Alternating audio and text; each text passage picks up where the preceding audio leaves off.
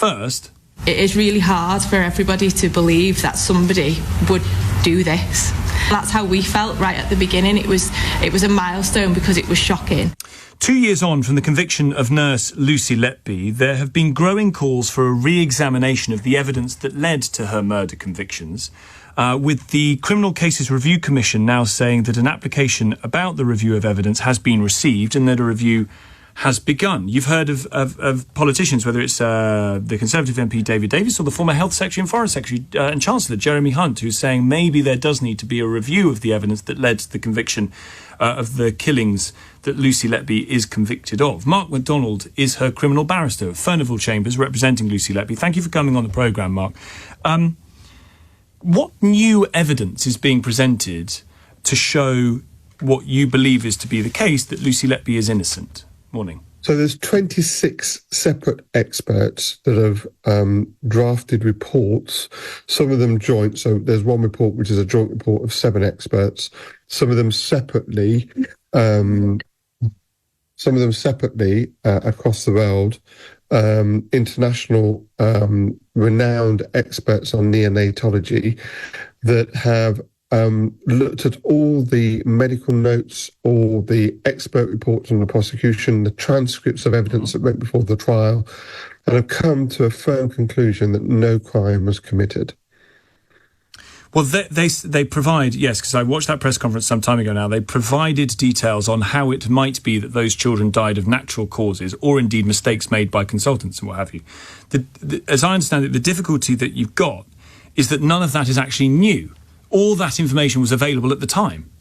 Yes, so you're absolutely right. The way that our criminal procedure works in this country is that one of the tests as to whether fresh evidence can be admitted before the Court of Appeal to challenge the safety of the conviction is, why wasn't this called at the trial, by the original defence team?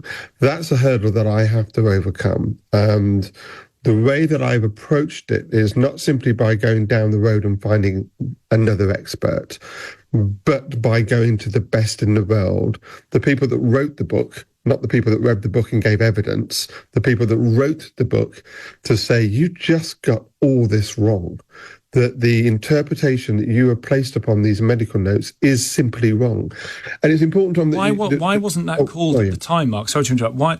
It's a question for her former lawyers, I guess. If this evidence existed at the time that she was convicted, why on earth wasn't it heard in court?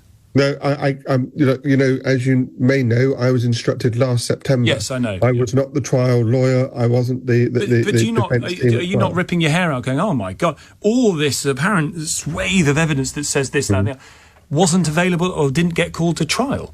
Yeah, I think you're right. It could be frustrating, but that's not the focus of my attention. The focus of my attention is understanding what the criminal procedure rules are in this country in relation to challenging convictions, and to see, well, how can I overcome that hurdle? And the best way, it seemed to me, is not to go what one would refer to as expert shopping, but to go to the best in the world. And it's important that one looks at the experts that have come forward. And remember this, first of all, it wasn't me that went to the international experts and say, help Lucy. It was them that came to me and said, right, we can see what's happened here. We want to objectively look at this. And they put the panel themselves together and to look at it. But they said this, and it's an important caveat. If we find that she has done something wrong, we've got to be allowed to publicly say that. So from the approach, from right from the beginning, A, they were the people that came forward to us, and B, we knew that if they found something that they didn't agree with, they would say it publicly. So what are you going to do, or what have you been doing, in order to get evidence that is not new, nevertheless taken into account for any potential retrial or review of her convictions? Yes. So for any listener who probably hasn't engaged on this issue, and Lucy Letby, we've got to remember there was no direct evidence, there was no forensic evidence, there was no CCTV, no one ever saw her do anything wrong. The whole of the case was based upon the interpretation, a hypothetical and educated guess by the experts that were called at trial. we are challenging the competency, certainly of the lead expert that was called at trial. And so as I said earlier, what I've done and what I've tried to do is to get the best in the world, the people, as I say, who wrote the book, that's published papers, that have said, that have looked at everything and said, you just got it wrong. We've got to remember that the lead prosecution expert, as far as I know, has not published one paper or written one book on the area of neonatology. In fact, he wasn't even a neonatologist.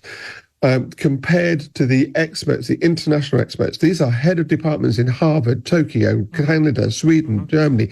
They're from all over the world that wrote the books that have published thousands of papers on the issue of neonatology, that have looked at everything and said, no, you've got it wrong. Your hypothetical theory that was put to the jury is simply in error.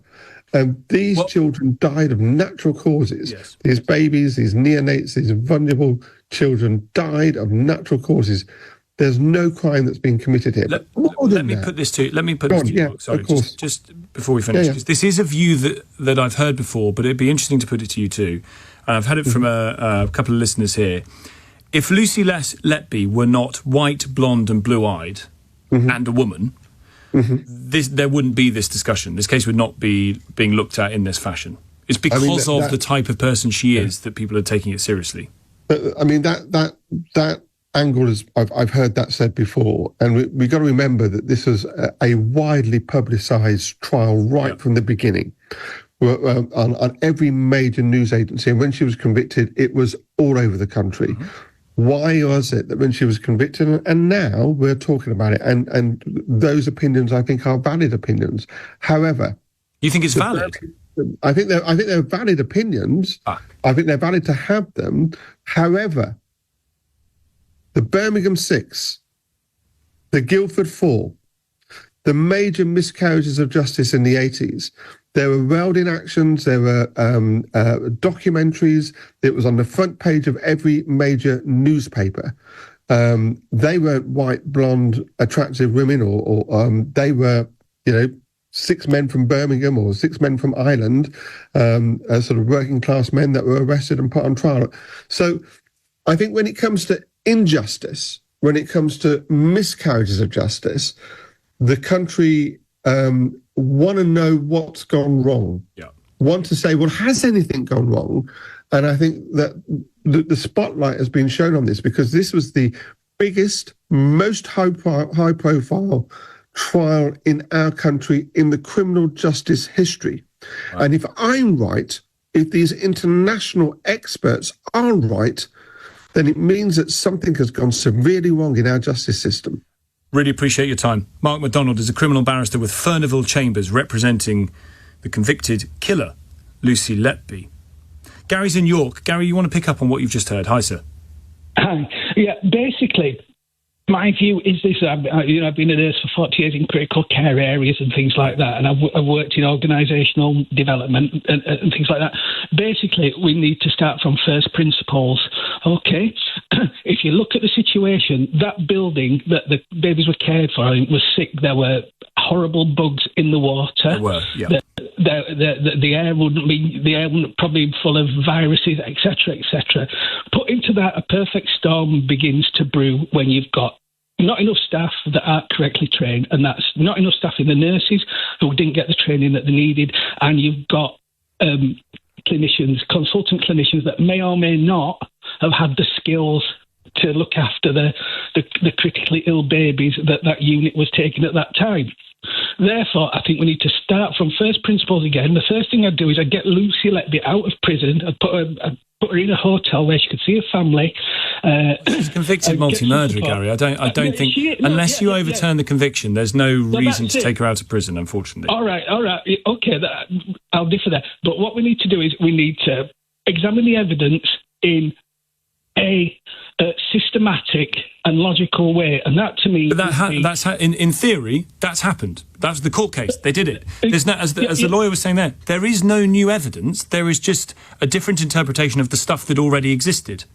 But that's according to to the medical specialist. And where I worked in my hospital, we had a medical specialist who was a world-renowned professor who was discredited on his statistical evidence. I think we need to go through what we normally do in healthcare. Is we have something what we call NICE guidelines, which are the way we do things, and that's born out of science from the Cochrane Review Panel, which is a panel of experts, an international panel of experts from around the world that review peer-reviewed scientific papers and make healthcare decisions on treatment, etc. All right. Gary, thank you. I'm going to shock you here. I'm not a lawyer. I'm also not a neonatologist. So I don't know. But the evidence as presented by the experts that Mark McDonald cited does seem very thorough. And the experts that are looking at that evidence are genuinely world-renowned, proper peer review, proper people. So there's a real difference of opinion here about what may have led to the deaths of those children. And if it ends up being that because the evidence is not in that sense new, just the interpretation is new, that means that the case can't be looked at again, I do think that is a problem. I do think it's a problem to say, well, the lawyers were having a bit of an off day and they didn't bring so prison for the rest of your life. I think that's an issue. So maybe it does need to be looked at again.